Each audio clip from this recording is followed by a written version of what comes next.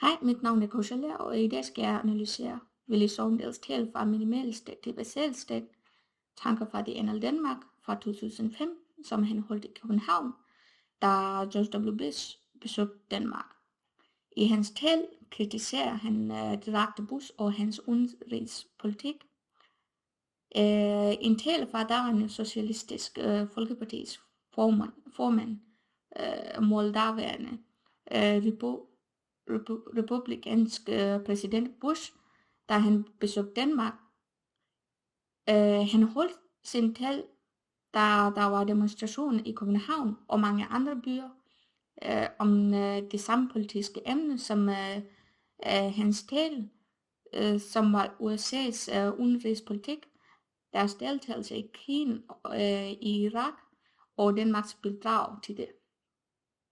Så det var et klogt move mod Anders Fogh Rasmussen, for Sovndal synes ikke, at Rasmussen er værdig til at være Danmarks statsminister. Hælens modtagere, de er danske befolkning, som har stemmeret, måske mere målrettet mod middelaldrende mennesker, der har børn og som kan sympatisere med de forældre, der måtte sende deres børn til Irak-krigen. Talen følger klassisk retorik, som har en indledning, hvor han snakker om Bushes besøg, og siger, at det er det helt store dag i Rasmussens regeringstid. Derefter kommer der midterdel, hvor han kommer til sagen og siger, at han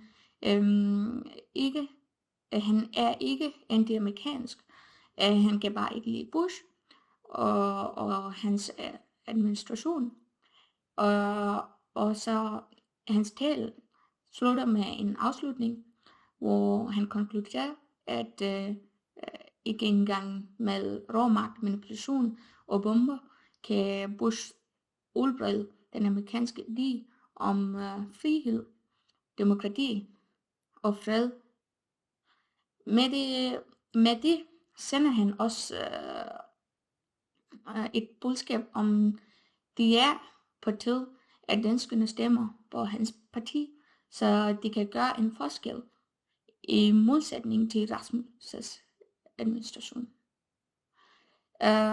Sovndal bruger mest pathos i hans tale, for eksempel på linje 3. Han har indkaldt politi fra hele landet for at passe på sit store idol på deres fredag. Eller på linje 15 kan man også sige, hvor han siger, den forpligtelse er vi heldigvis mange, der følger.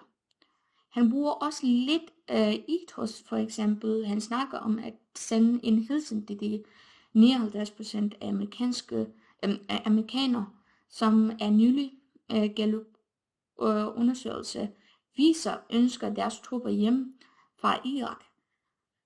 Eller når han snakker om en liste af internationale aftaler og konventioner, som USA forsømmer at tilslutte sig eller implementere.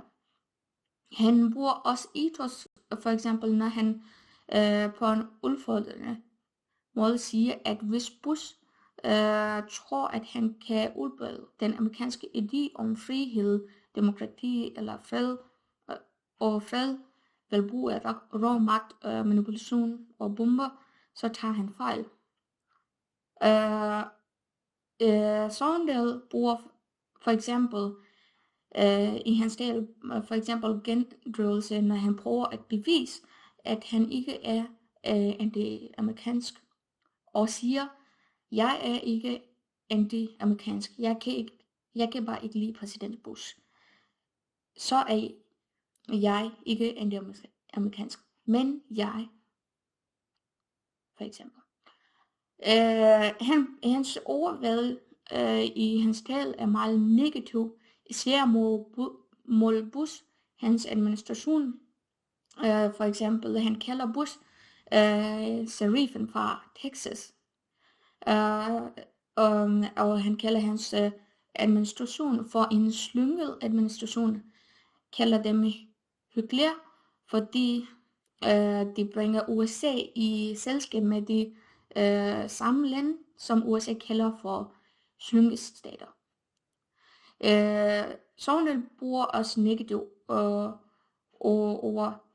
over for Danmarks daværende statsminister Rasmussen og hans administration.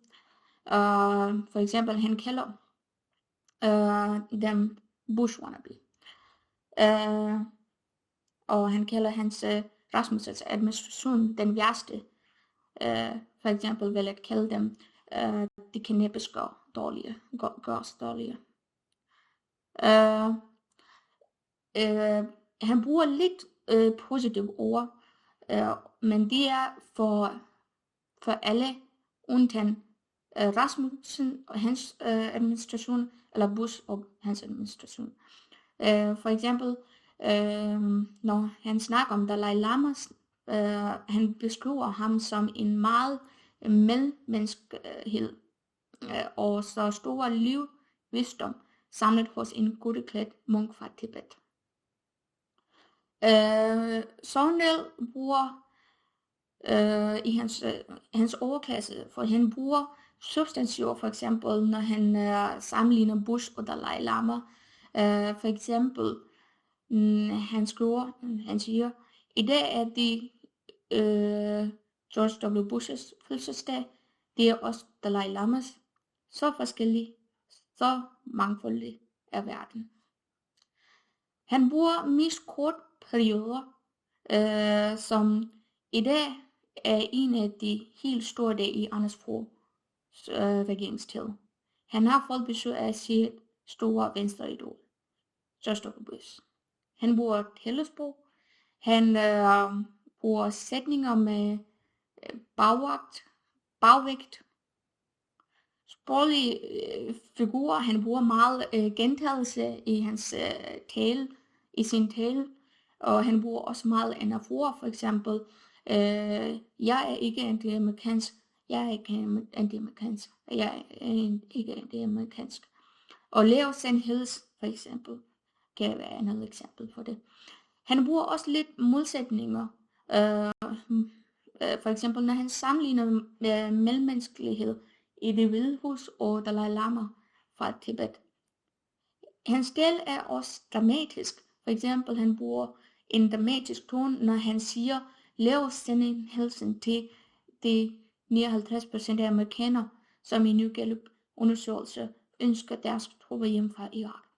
Han bruger retoriske spørgsmål, for eksempel, hvad er anti-amerikanism? Hvad betyder det? Sprogligt, i hans tale kan vi se brugen af metaforer.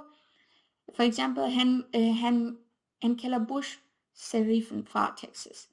Han bruger også sammenlignende metaforer. For eksempel, når han siger, det er ikke køretøjet, der bestemmer destinationen. Det er vejen, man vælger, som er den afgørende.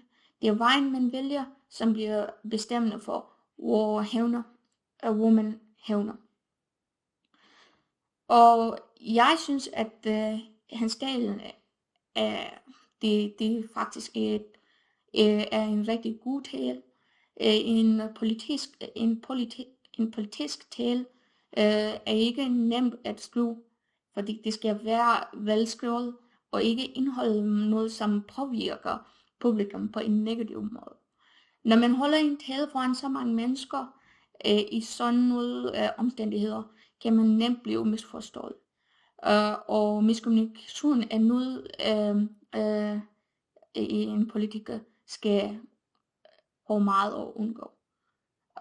Hvis man gerne vil have publikums stemme til sit parti. Han får sagt, hvad han gerne vil sige, og de rammer også modtagergruppen, da publikum er der for samme grund. Han bruger god argumentation, som forklarer hans holdninger. Han bruger rigtig meget patos i talen, men de hjælper også, da de hjælper med at appellere til folks følelser. Det er et godt talesprog med mange gentagelser, der slår hans pointe fast. Hans stil er nem at forstå, da han for eksempel ikke bruger for mange metaforer. Han vil godt, hvad han snakker om. Han forklarer sin holdning rigtig godt på en meget simpel måde. Så overordnet synes jeg, at hans talen er rigtig